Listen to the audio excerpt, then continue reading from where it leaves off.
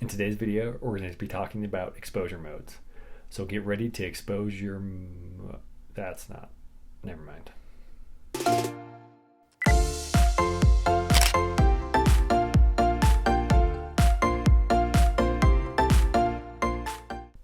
Welcome to the Visual Center. I'm Trent.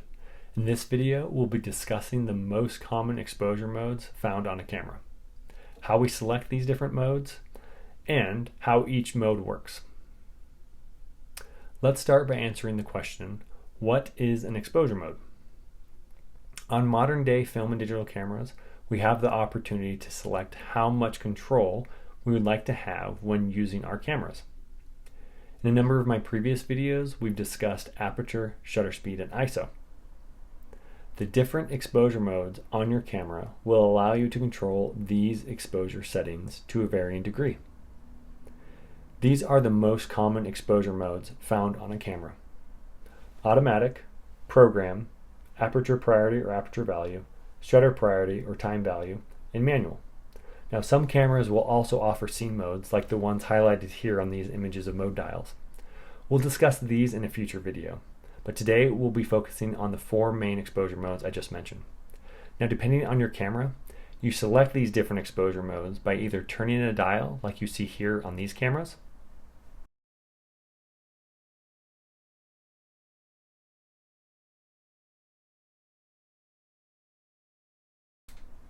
or by pressing the mode button and rotating the command dial demonstrated here on this camera.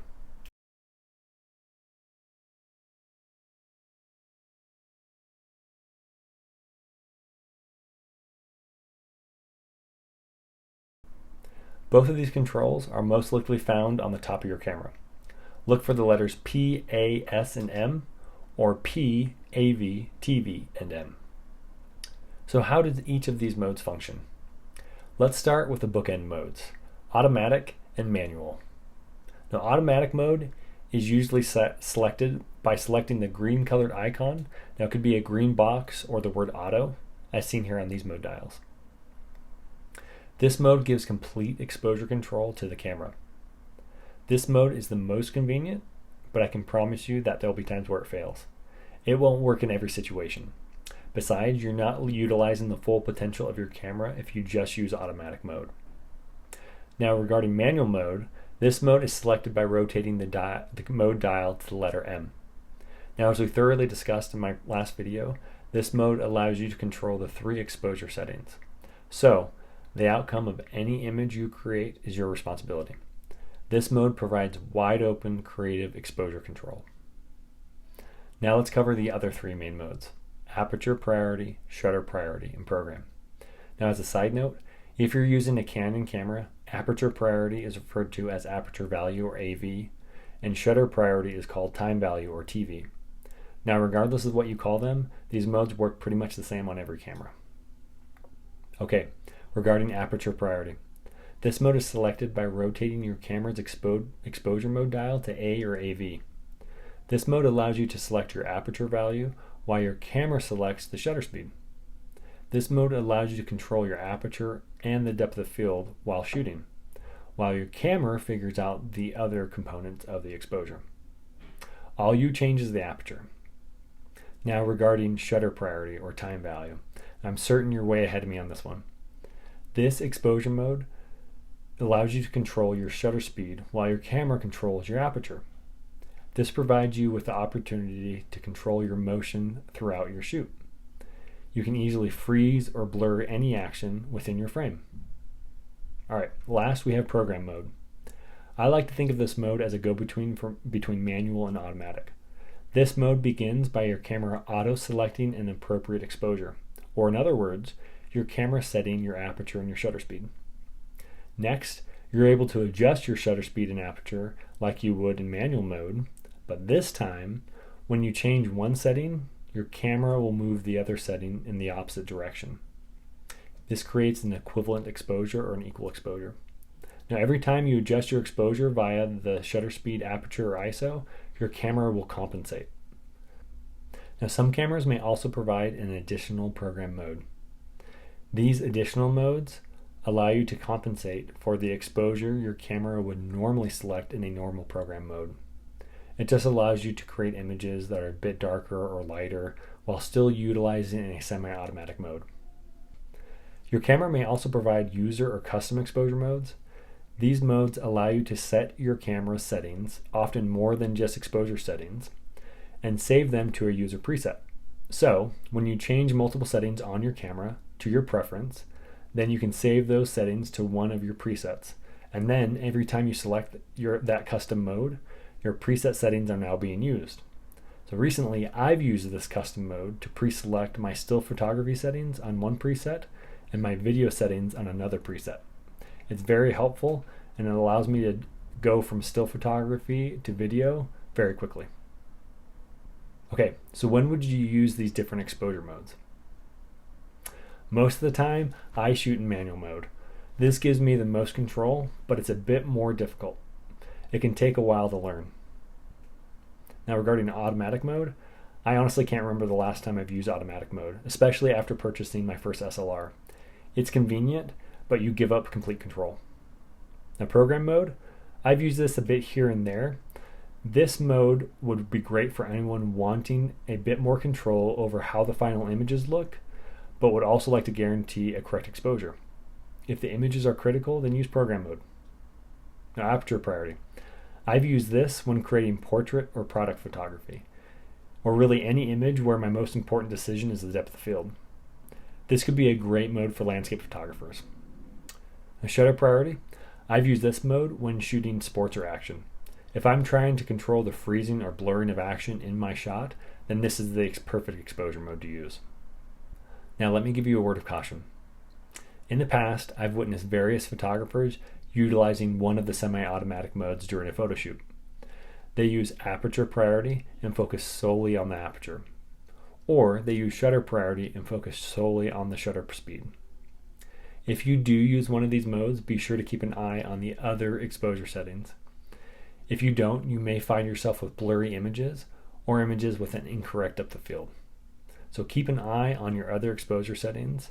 You may need to adjust something to get the appropriate depth of field or motion within your images. All right, let's do a simple and quick demonstration of these different exposure modes. All right, for this first mode, I'm going to be using automatic. So here you see me composing the shot a bit, selecting a focusing point. And this is automatic mode. I just point my camera at a subject and fire, and this is what it gives me. Now, I think it's not a very good exposure. Some spots are a little too bright, some spots are a little too dark. But now I'm going to be shooting a shutter priority mode. So now I select my shutter speed. I'm going to try to do a slow shutter speed and a fast shutter speed to freeze the action, to freeze the motion of the water, and to blur the motion of the water. So this is my blurred motion at 1/3 of a second. Now I'm going to bring my shutter speed back up, and you see my aperture, my f-stop starts blinking, that number, the f2.8. That's because I've reached the limit of my lens. I can't go any, I can't open up any wider than that. So I need to bring up my ISO. So now I'm at 1/1000th of a second, f3.2 at ISO 400. So I'm kind of limited to that, that shutter speed, so 1,000th of a second. Now this next mode is going to be Aperture Priority. So I'm going to select a foreground object, the rock, and do a shallow depth of field and a deep depth of field. So this is a deep depth of field at f22. And I'm going to have to adjust my ISO and my aperture accordingly to get that deep depth of field. So now I'm at 2.8, and I want to go to a faster shutter speed. So I actually can't touch my shutter speed. I can't adjust it. What I could do is raise my ISO, which you see me do there. And now I'm at 2,500th of a second. So fast shutter speed, slow shutter speed, shallow depth of field, deep depth of field. Okay, this last mode is program mode. So every number, every combination of aperture and shutter speed you see at the bottom of the screen is an equivalent exposure. I change my ISO, those equivalent exposures still allow in the same amount of light. Okay, so this is kind of a semi-auto, semi-manual mode where it's going to automatically set my exposure for me. So I change my ISO, changes my shutter speed there. Change my ISO again. Now this is an equivalent exposure of all the other ones, 1/5 of a second, f20 at ISO 100. Okay, so this exposure is going to be 1/400th of a second, f2.8 at ISO 100. So these are the two exposures. One end of the scale, the other end of the scale.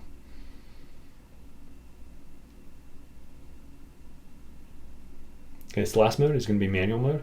So you can see my image overall is going to get darker or lighter because my camera is not compensating. I have the control of my exposure data. So you see the image there is getting darker. So I need to raise up my ISO. I'm going to try to freeze the water at a 4,000th of a second. So I need to bring my ISO up. But notice I underexposed it a little bit. Now I'm changing my exposure. I'm bringing my shutter speed down, and so the image is going to get super bright. So I need to bring my ISO back down. It's still going to get, I've reached the limit of my ISO, so it's still going to get bright. So I need to adjust my aperture now. But I want to try to get a slow shutter speed. So this is going to be a slow shutter speed right here. I have to use f/22, stop my lens down all the way, and then even go below my base ISO. So I'm going to be at a 1/5 of a second at f/22. So I've gotten a slow shutter speed, and you notice it's a little underexposed because I thought those highlights were a little bright on those automatic modes. So this is much better.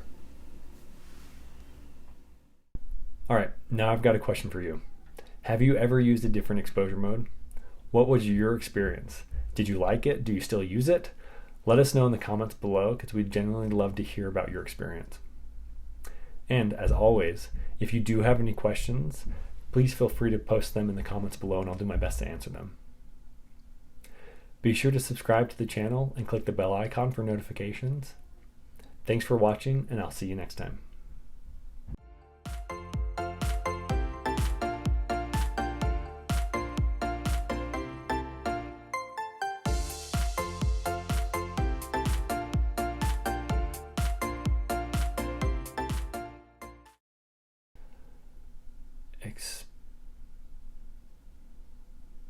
Exposure mode.